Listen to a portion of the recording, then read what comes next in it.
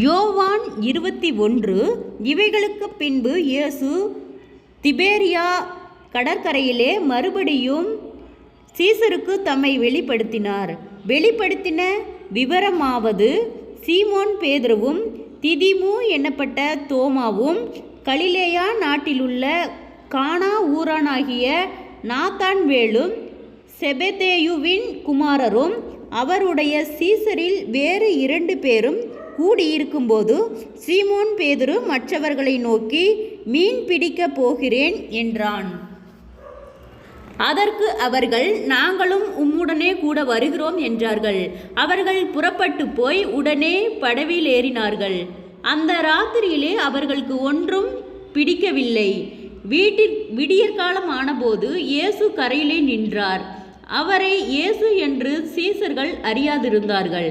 இயேசு அவர்களை நோக்கி, பிள்ளைகளே, புசிக்கிறதற்கு ஏதாகிலும் உங்களிடத்தில் உண்டா என்றார். அதற்கு அவர்கள், ஒன்றுமில்லை என்றார்கள். அப்பொழுது அவர், நீங்கள் படவுகள் வலதுபுறமாக வலையை போடுங்கள், அப்பொழுது உங்களுக்கு அகப்படும் என்றார். அப்படியே அவர்கள் போட்டு திரளான மீன்கள் அகப்பட்டதினால் அதை இழுக்க மாட்டாதிருந்தார்கள். ஆதலால் இயேசுவுக்கு அன்பாயிருந்த சீசன் பேதுருவை பார்த்து, அவர் கர்த்தர் என்றான். அவர் கர்த்தர் என்று சீமோன் பேதுரு கேட்டவுடனே தான் வஸ்திரமில்லாதவனாய் இருந்தபடியினால் தன் மேல் சட்டையை கட்டிக்கொண்டு கடலிலே குதித்தான். மற்ற சீசர்கள் கரைக்கு ஏறக்குறைய 200 முழ தூரத்தில் இருந்தபடியினால் படவில் இருந்து கொண்டே மீன்களுள்ள வலையை இழுத்து கொண்டு வந்தார்கள். அவர்கள் கரையிலே வந்திறங்கின போது கரி நெருப்பு போட்டிருக்கிறதையும் அதன் மேல் மீன் வைத்திருக்கிறதையும் அப்பத்தையும் கண்டார்கள். இயேசு அவர்களை நோக்கி, நீங்கள் இப்பொழுது பிடித்த மீன்களில் சிலவற்றை கொண்டு வாருங்கள் என்றார். சீமோன் பேதுரு படவில் ஏறி 153 பெரிய மீன்களால் நிறைந்த வலையை கரையில் இழுத்தான். இத்தனை மீன்கள் இருந்தும் வலை கிழியவில்லை. இயேசு அவர்களை நோக்கி, வாருங்கள், போஜனம் பண்ணுங்கள் என்றார். அவரை கர்த்தர் என்று சீசர்கள் அறிந்தபடியினால் அவர்களில் ஒருவனும், நீர் யார் என்று கேட்க துணியவில்லை. அப்பொழுது இயேசு வந்து அப்பத்தையும் மீனையும் எடுத்து அவர்களுக்கு கொடுத்தார்.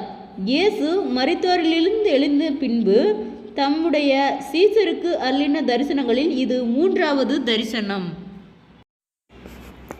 அவர்கள் போஜனம் பண்ணின பின்பு இயேசு சீமோன் பேதுருவை நோக்கி, யோனாவின் குமாரனாகிய சீமோனே, இவர்களிலும் அதிகமாய் நீ என்னிடத்தில் அன்பாய் இருக்கிறாயா என்றார்.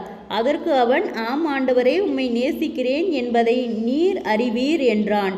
அவர், என் ஆட்டுக்குட்டிகளை மேய்ப்பாயாக என்றார். 2ஆம் தரம் அவர் அவனை நோக்கி, யோனாவின் குமாரனாகிய சீமோனே, நீ என்னிடத்தில் அன்பாய் இருக்கிறாயா என்றார். அதற்கு அவன், ஆம் ஆண்டவரே, உம்மை நேசிக்கிறேன் என்பதை நீர் அறிவீர் என்றான். அவர், என் ஆடுகளை மேய்ப்பாயாக என்றார். 3ஆம் தரம் அவர் அவனை நோக்கி, யோனாவின் குமாரனாகிய சீமோனே, நீ என்னை நேசிக்கிறாயா என்றார். என்னை நேசிக்கிறாயா என்று அவர் 3 தரம் தன்னை கேட்டபடியினாலே பேதுருவு துக்கப்பட்டு, ஆண்டவரே, நீர் எல்லாவற்றையும் அறிந்திருக்கிறீர், நான் உம்மை நேசிக்கிறேன் என்பதையும் நீர் அறிவீர் என்றான். இயேசு, என் ஆடுகளை மேய்ப்பாயாக என்றார். நீ இளவயதுள்ளவனாய் இருந்தபோது உன்னை நீயே அறையை கட்டிக்கொண்டு உனக்கு இஷ்டமான இடங்களிலே நடந்து திரிந்தாய். நீ முதிர் வயதுள்ளவனாகும்போது உன் கைகளை நீட்டினாய். வேறொருவன் உன் அறையை கட்டி உனக்கு இஷ்டமில்லாத இடத்துக்கு உன்னை கொண்டு போவான் என்று மெய்யாகவே உனக்கு சொல்லுகிறேன் என்றார். இன்ன விதமான மரணத்தினாலே அவன் தேவனை மகிமைப்படுத்தப் போகிறான் என்பதை குறிக்கும்படியாக இப்படி சொன்னார். அவர் இதை சொல்லிய பின்பு அவனை நோக்கி, என்னை பின்பற்றி வா என்றார். பேதுரு திரும்பி பார்த்து இயேசுவுக்கு அன்பாய் இருந்தவனும் போஜனம் பண்ணுகையில் அவர் மார்பிலே சாய்ந்து, ஆண்டவரே, உம்மை காட்டி கொடுக்கிறவன் யார் என்று கேட்டவனுமாகிய சீசன் பின்னே வருகிறதையும் கண்டான். அவனை கண்டு பேதுரு இயேசுவை நோக்கி, ஆண்டவரே, இவன் காரியம் என்ன என்றான்.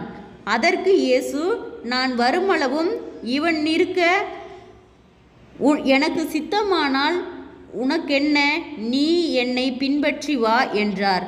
ஆகையால் அந்த சீசன் மரிப்பதில்லை என்கிற பேச்சு சகோதரருக்குள்ளே பரப்பிற்று. ஆனாலும் அவன் மரிப்பதில்லை என்று இயேசு சொல்லாமல், நான் வருமளவும் இவனிருக்க எனக்கு சித்தமானால் உனக்கென்னவென்று சொன்னார்.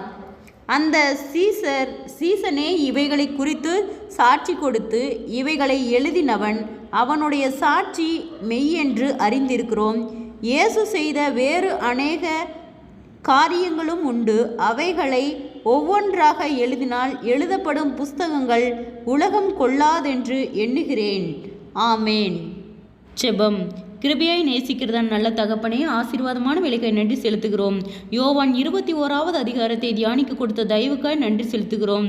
இயேசுவின் நாமத்தினாலே ஒவ்வொருவரும் கையிட்டு செய்கிற வேலைகள், புகழ் வருகிற பிரயாணங்கள், தேவைகள் யாவையும் கர்த்தர் சந்திக்கும்படியாய் நாங்கள் செபிக்கிறோம். ஆண்டவரே அப்பா, புசிக்கிறவர்களுக்கு தேவையான ஆகாரங்களை நீர் கொடுத்து ஆசீர்வதிக்கிற கர்த்தர். ஆண்டவரே, நீர் நேற்றும் இன்றும் என்றும் மாறாதவர். இயேசு அவர்களை நோக்கி, பிள்ளைகளை புசிக்கிறதற்கு ஏதாகிலும் உங்களிடத்தில் உண்டா என்றார்.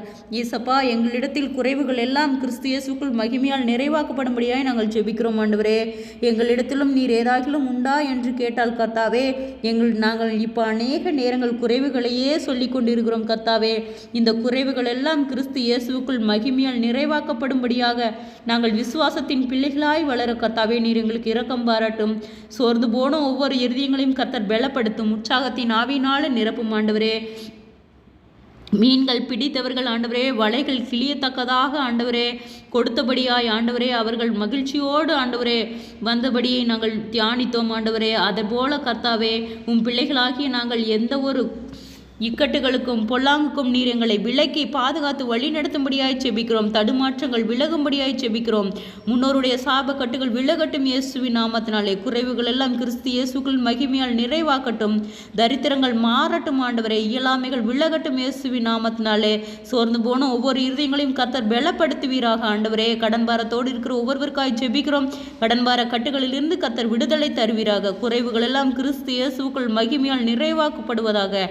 ஒவ்வொருவரும் சாட்சியுள்ள பிள்ளைகளாய் வளர்வார்களாக. சோர்ந்து போன ஒவ்வொரு இருதயங்களையும் கர்த்தர் பலப்படுத்தும். ஆண்டவரே, வியாதிகளோடு பலவீனங்களோடு இருக்கிற ஒவ்வொருவருக்காய் ஜெபிக்கிறோம். அற்புத சுக பலன் ஆரோக்கியத்தை கட்டளையிடும். ஆண்டவரே, நீர் எங்களை ஆராய்ந்து அறிந்த கர்த்தர். ஆண்டவரே, உம்மோடு செலவிடும் ஒவ்வொரு நிமிடம் எங்களுக்கு வீண் போகாதபடிக்கு நீர் எங்களை பாதுகாத்து வழி நடத்துகிறவர். நீரே பொறுப்பெடுத்து வழி நடத்தும். பாதுகாத்து கொள்ளும். அற்புதங்களை காணும்படி செய்யும். அதிசயமாய் வழி நடத்தும். இயேசுவின் மூலம் செபங்கேளும் பிதாவே. ஆமேன்.